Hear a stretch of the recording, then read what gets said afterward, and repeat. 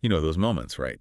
You're in a crucial conversation, maybe a tricky negotiation, or heck, even just trying to convince a friend about weekend plans. Oh, yeah. And then hours later, bang, the perfect thing to say pops into your head. Happens all the time. It's so frustrating, isn't it? You replay it and think, if only I'd said that, the whole thing could have gone differently. Exactly. And that feeling, that search for the right words, is really at the heart of what we're diving into today. It is. We're looking at spoken communication, specifically through the lens of Phil M. Jones's book, Exactly What to Say. Which is, I have to say, a really powerful read. And it's not just for salespeople, although it's gold dust for them. Definitely not. It's about influence persuasion, really, getting better outcomes in pretty much any conversation, work, or life. So our mission today, if you will, is to unpack these tactical ideas, these magic words, as Jones calls them. Right, these phrases that can give you a real fair advantage. Mhm. We want to explore not just what to say, but the psychology behind it, why these specific words work. And how you can actually use them effectively. We'll look at phrases that, talk to the subconscious, spark interest, handle difficult moments. And hopefully lead to the results you're after. Get ready for a few, moments, hopefully. I definitely had some reading it. It really shifts how you think about simple conversations. Hmm. Okay, so let's build the foundation first. Phil M. Jones's whole thing is this forgotten art of spoken communication. Yeah, he's really dedicated his work to it. The power of finding the right words, using them at the right time to get, well, the right results. And he makes a strong point that often the tiny difference between someone choosing you or the other guy, Huh? it just comes down to how you say things, those small verbal cues. It's often that subtle edge. Jones uses this great analogy from Brian Eisenberg about a horse race. Oh, I like that one. Yeah, the winning horse isn't massively faster, right? It just wins by a nose. Just that tiny bit ahead. Exactly. And Jones says communication is like that. Everything you say, every little detail either helps you or hurts you. Nothing's neutral. So these magic words are designed to give you that nose ahead. Precisely. But what are they really? Jones defines them as sets of words that talk straight to the subconscious brain. Okay, subconscious. Let's unpack that a bit. Well, the idea is that our subconscious is a huge driver in decision making. It's like pre-programmed through our experiences, our conditioning. So it makes decisions fast, without overthinking. Right. It works more on a yes or no basis, never maybe. It's quick, decisive. Ah, so these words tap into that fast yes-no processor, bypassing the analytical part. That's the idea. It gives you a fair advantage because you're connecting with that more instinctive decision maker. And it's not just business tactics. He stresses that this applies everywhere. Absolutely. Every principle, he says, is transferable. Any industry, any area of life, it's about becoming more persuasive, more influential overall. What I find interesting is the framing. It's not about tricking people, is it? No, not at all. It's positioned as understanding human psychology, understanding how people make decisions, and then using language that resonates with that process, helping them make a choice, often one they were already leaning towards, but doing it with integrity. Okay, that's a great foundation. Let's get practical. How do we use these to actually start conversations or get past those first awkward moments? Right, overcoming the initial hurdles. A big one is the fear of rejection. We've all felt that. Hesitating to even suggest something. Definitely. So the first phrase is designed for exactly that. I'm not sure if it's for you, but Okay, I'm not sure if it's for you, but how does that work? it's clever. That first part, I'm not sure if it's for you, sends a signal to the subconscious. No pressure here. Ah, so it lowers defenses immediately. Exactly. But it also creates intrigue. They think, well, what is it then? It kind of makes them want to know. And then the but. The but basically cancels out the first part. So the underlying message they hear is, hey, you might want to check this out. It's disarming. Can you give an example? Sure. Instead of a hard sell like, want to buy my service, you could say, I'm not sure if it's for you, but would you happen to know someone who's looking for a result of your service? Or even socially, like, I'm not sure if it's for you, but we're getting together Saturday. Feel free to swing by. Precisely. The worst case, they say they'll think about it, but you've avoided that immediate shutdown, that hard no. They usually lean in a bit. I like that. It feels much less confrontational.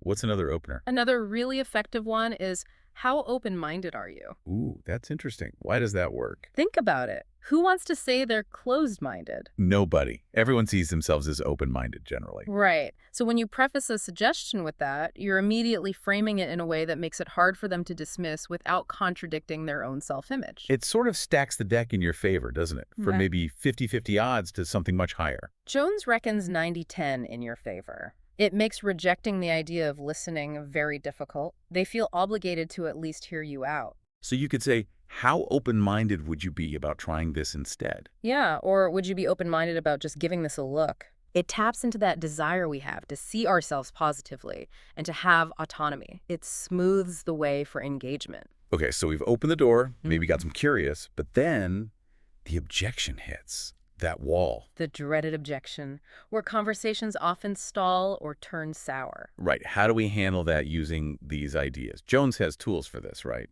To regain control. He does. Let's start with a phrase for when things feel like they're becoming a debate. What do you know? What do you know? That sounds a bit confrontational on its own. It can, but it's about the delivery and the context. It's for situations where someone thinks they know best, and arguing directly just creates conflict. Okay. So instead of fighting their point, you gently question the foundation of their opinion. How does that work in practice? You're subtly prompting them to justify their stance, to share where their information comes from. You might ask, what do you know about how our approach is different? Or what do you know about everything that's changed since you last looked at this? Ah, so it makes them pause and examine their own certainty. Often, yeah. They might realize their strong opinion isn't based on much solid fact. The aim is to let them see that, but without making them feel attacked. They can save face. And you learn where they're actually coming from. Exactly. They become more receptive, or at least you understand the real basis of their argument. Okay, that's for the know-it-all scenario. What about just general objections like, I don't have time, or it costs too much? For those, the go-to phrase is, what makes you say that? Simple, but sounds effective. Why that specific phrase? Jones points out that an objection is fundamentally a shift in control. The person objecting takes the reins. Right, and arguing back just keeps the control with them, or creates conflict. Exactly. But the person asking the questions is always the one in control.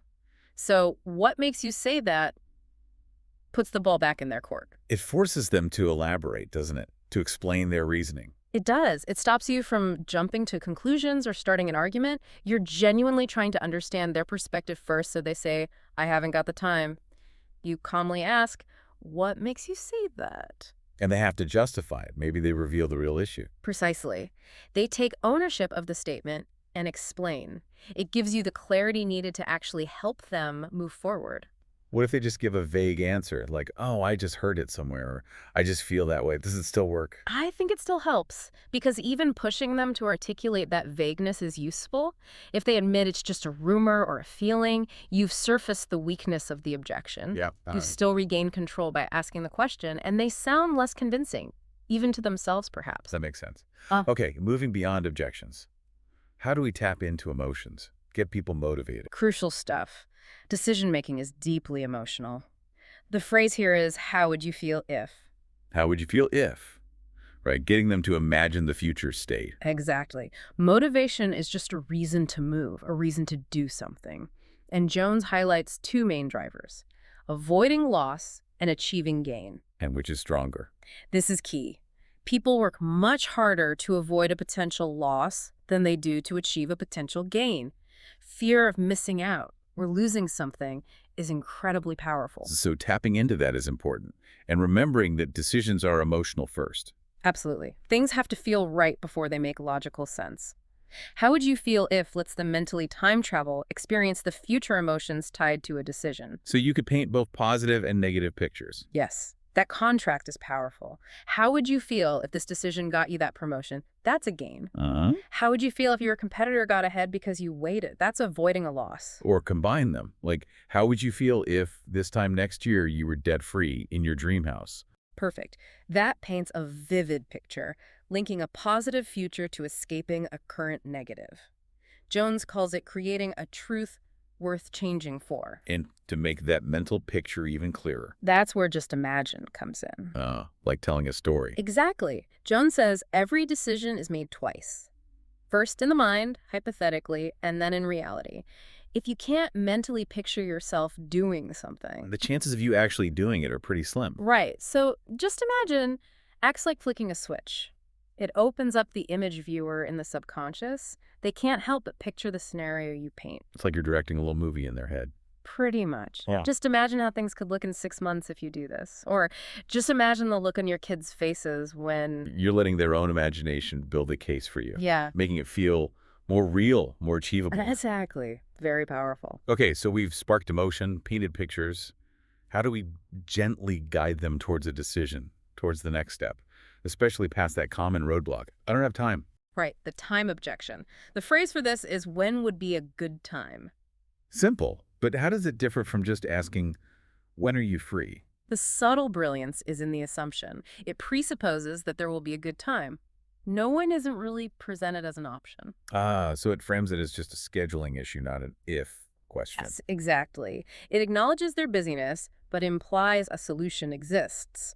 When would be a good time for you to take a proper look at this? Or when would be a good time for us to get started?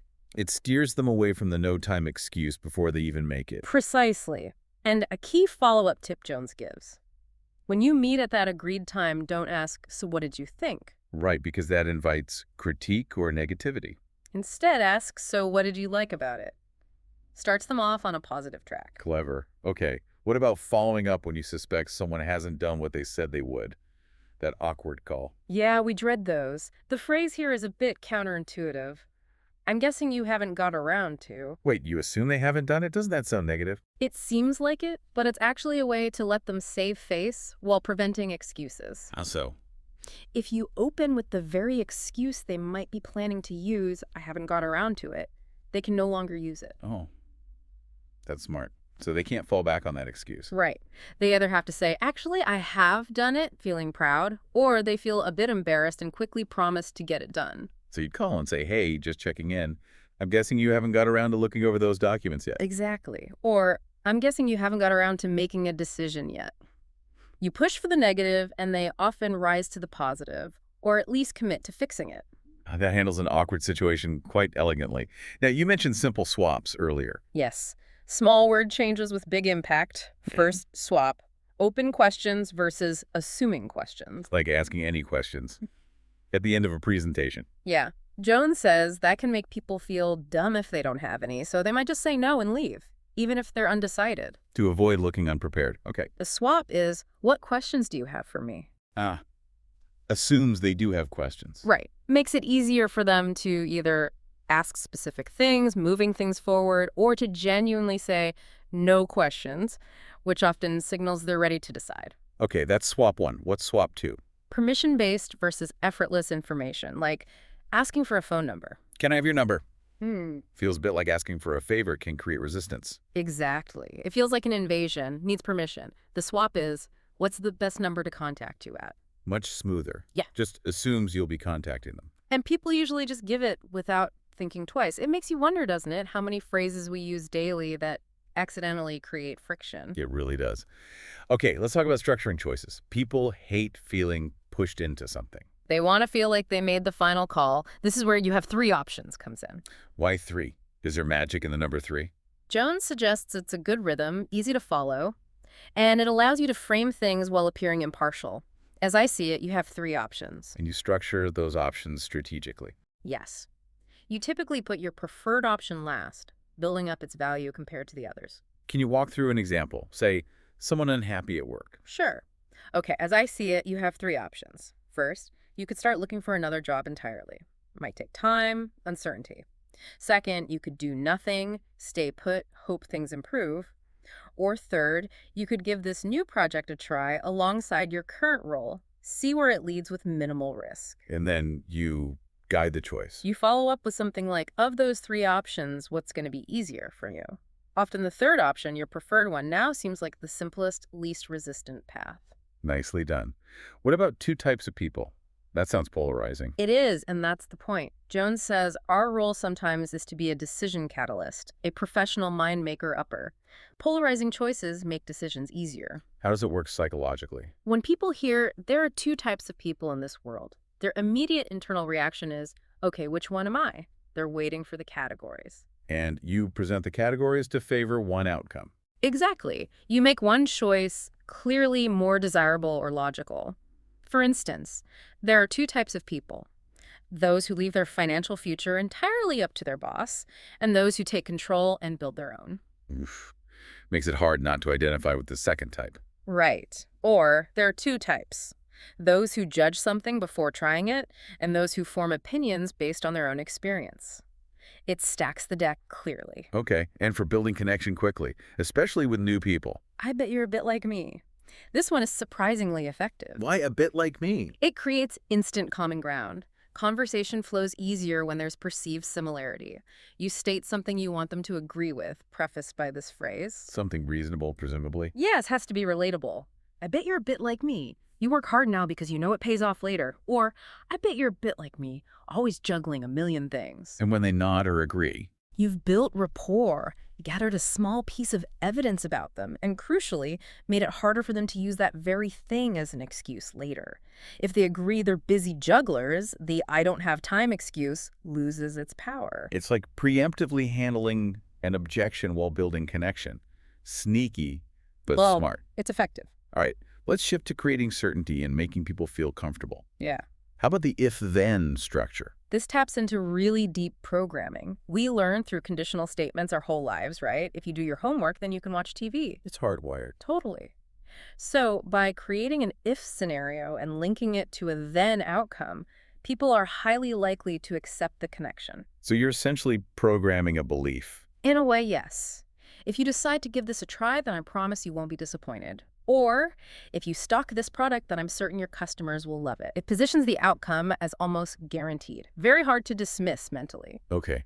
What about when someone is clearly nervous or worried? Simple but powerful. Don't worry. Just like that. Just like that, said calmly, confidently. It can instantly diffuse tension. You literally see people relax. That phew moment. Exactly. Providing instant relief, you can follow it up. Don't worry, it's natural to be nervous right now. Or, don't worry, I know this seems complex, but that's why I'm here to help. It conveys control and reassurance. Especially useful in high-stress situations, I imagine. Definitely. Now, another way to provide comfort and guide decisions is using most people. Safety in numbers, social proof. Precisely. Jones notes that indecision is a huge barrier, and two things help overcome it. First, knowing others like us did this and it worked out fine. Like kids jumping off a diving board. Once one goes, the rest follow. Exactly. Second, sometimes people just need to be gently told what to do, but direct commands can feel rude. So most people is a softer way to guide. Yes. Instead of saying, here's what you should do, you say what most people do in this situation is, or most people in your circumstances would. And the subconscious hears. Oh, I'm most people. If that's what they do, maybe that's what I should do too. It feels like safe, validated advice, not a pushy command. It leverages that innate tendency to follow the crowd when uncertain. And it has a surprisingly immediate effect on your influence. Okay, let's talk about turning things around. Handling negativity and guiding towards the finish line. The good news seems like a classic reframing technique. It is, and it uses what Jones calls labeling. Once you label something, it's hard for the other person to shake that label off. So by starting with the good news is, Yeah. you force them to accept the upcoming statement as positive. Pretty much. It redirects the energy. Someone's doubting their ability.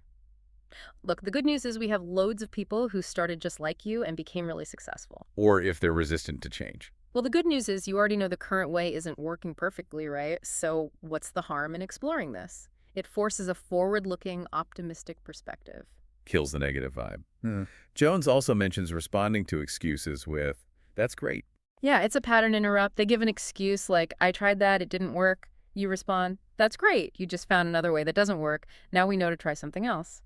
Turns a failure into a data point. Very clever. Okay, so we've handled negativity. How do we actually close the deal or get the commitment without being awkward? This is where conversations often fizzle out, right? Fear of being pushy. Totally. Everyone's waiting for someone else to make the move. Jones says it's your responsibility to lead to the close. The phrase is, what happens next? Not asking, but telling. Exactly. You're not asking permission. You're outlining the process. You paint the picture of completion. Okay, so what happens next is we'll just take a few minutes to fill out your details and get everything set up. And you link it directly to an easy action. Crucial step. You end with a simple, effortless question. So, in terms of setting this up, what's the best address for you?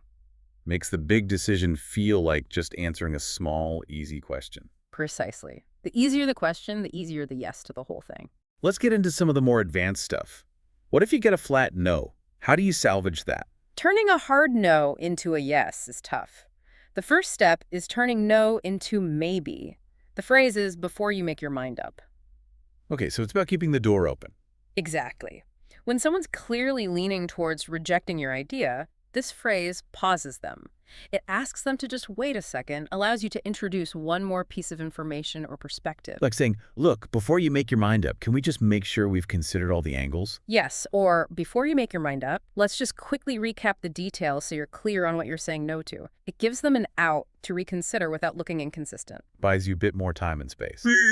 Okay, what about when they blame external factors? I'd love to, but The conditional objection. For this, use if I can, will you?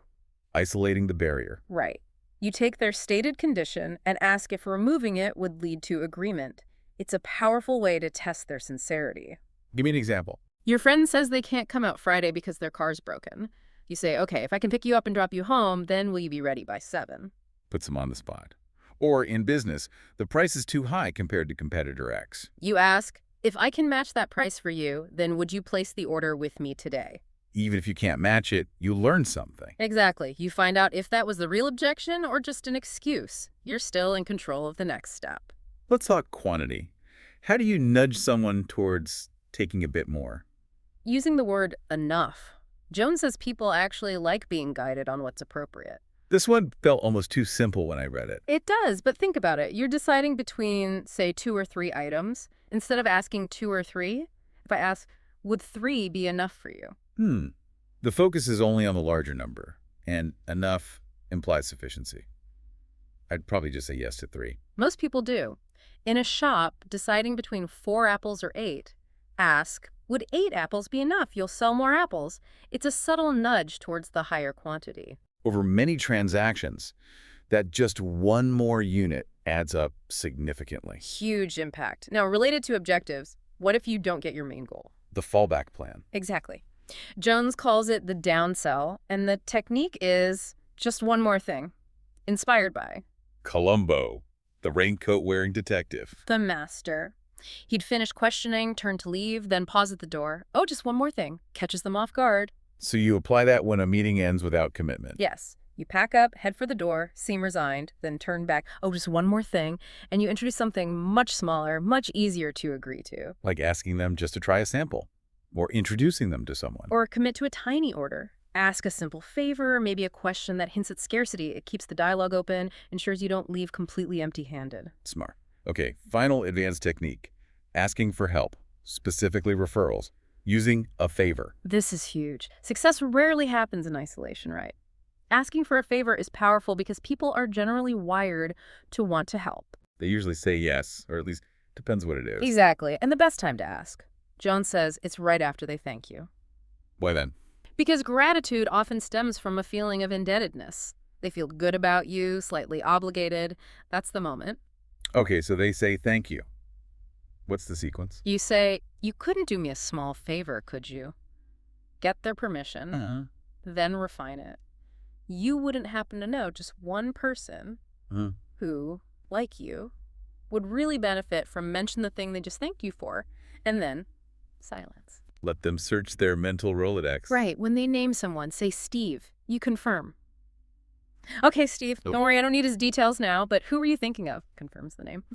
Then the second favor. Layering it on. Could you do me one further favor? Next time you chat with Steve, could you maybe share a little about your experience working with me and just see if he might be open-minded to getting a call from me? Very likely they'll agree to that. Almost always. Then you lock in the follow-up. Great. Would it be okay if I called you next week just to see how that chat went? And when you call next week? You used the earlier trick. Hey, just calling back. I'm guessing you didn't get a chance to speak to Steve yet. Puts the pressure on gently. Either they did it, or they'll scramble to do it. Exactly. It seems slower, maybe, but Jones argues you speed up the outcome because you get qualified leads with a warm introduction and permission to contact. That's a brilliant process. Okay, last section, but maybe the most impactful for everyday honesty. Just out of curiosity. Ah, yes. Tackling the ultimate frustrating objection. I need to think about it. Which usually means no or I don't want to decide now. Right. It's rarely about deep analysis. You want the truth, but asking what's stopping you can sound confrontational. So just out of curiosity softens it. Massively. It takes a potentially rude question and makes it sound, well, just curious. It gives you permission to ask the direct question and puts you back in control. So you say, okay, I understand. Just out of curiosity, what is it specifically you need some time to think about? Or, just out of curiosity, what needs to happen for you to feel comfortable moving forward with this? And the key after asking. Silence. Let them answer. Don't jump in. It might feel awkward, that pause. Feels like forever. But then they'll either give you the real objection, the honest reason, Which you can then address. or they'll realize they don't actually have a specific reason. They might even say, you know what, you're right, there isn't really anything else to think about. And they make the decision right there. Wow. You become that professional mind maker upper. Just by gently probing with honest curiosity. Okay, wow. We've covered a lot. Yeah. Let's try to wrap our heads around this. These small language shifts, these magic words, they really can change the dynamic of a conversation. They absolutely can. Navigating objections, sparking motivation, guiding decisions. It's about being more intentional with our words. And that story about Roger, the salesperson Jones mentions, that really stuck with me. Me too. People ask him complex questions like, how does all this work? And he just replies. That works great. Or they ask about results and he says, Good ones. Just simple, confident answers. it makes you think, doesn't it? In this age of information overload, maybe our job isn't always to drown people in details. Right. Is it about providing the exhaustive answer or just an answer that gives them the confidence to make a good decision? Maybe the real magic isn't complex explanation. Maybe it's stunning people into positive action with simplicity, using the right simple words. So this deep dive has laid out a whole toolkit of these simple, practical phrases, and they do work. But only if you actually try them, right? As Jones says, they won't work on everyone all the time, but they work on most people most of the time. So for everyone listening, the takeaway isn't just knowing these phrases exist. It's about consciously bringing them into your vocabulary. Start small, try one or two. See what happens. Notice the compound effect of those tiny improvements, those subtle shifts in how you communicate. Practice them, play with them, and see how you can make your conversations truly count.